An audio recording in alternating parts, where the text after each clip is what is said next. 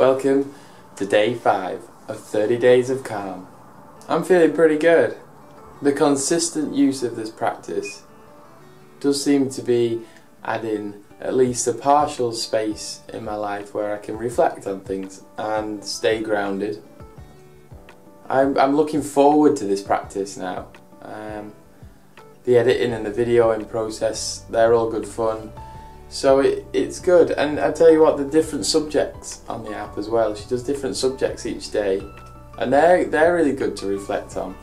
Yesterday was distractions, and I've found myself becoming more and more aware over the course of 24 hours of all those little distractions that certainly knock me off kind of this in the moment balance. So let's do it. Feel the eyes soft and smiling. Bring your attention back to the room. Okay, so today's subject was on our tendency to compare ourselves and things. I think we can easily end up living entire lives based on comparisons of others. As if we're in a kind of race. I used to feel like that in secondary school a lot.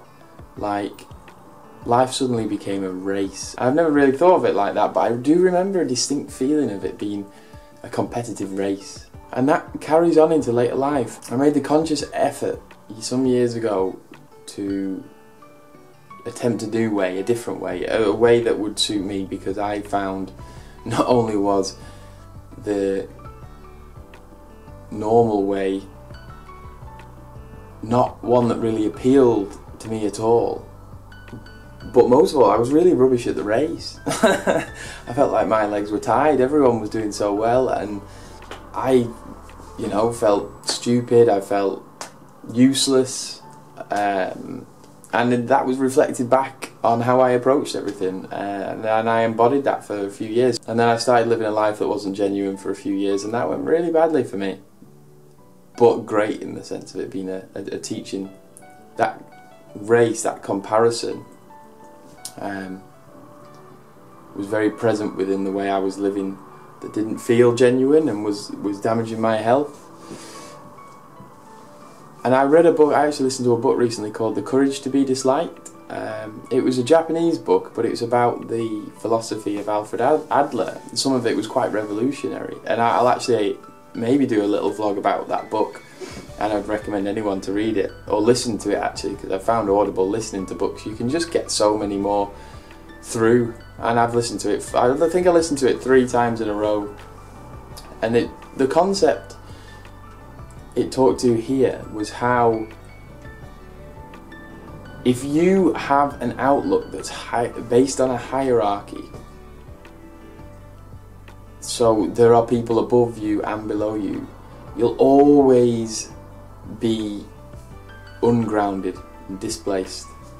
There's a story, I think it's Eckhart Tolle, he tells of a monk who for many years, or something along those lines, who for many years had come to the head of his monastery, and then an important official arrived one day, and he went to shake the official's hand, and afterwards called all his students around and announced that he was going to leave the monastery and move to a new monastery where he would be starting as an apprentice again at the very bottom. And this was because when he shook the official's hand, he noticed his own hands were sweating, and so he realised he still had a belief in hierarchy. He still saw himself in one way and compared himself to another who was slightly above.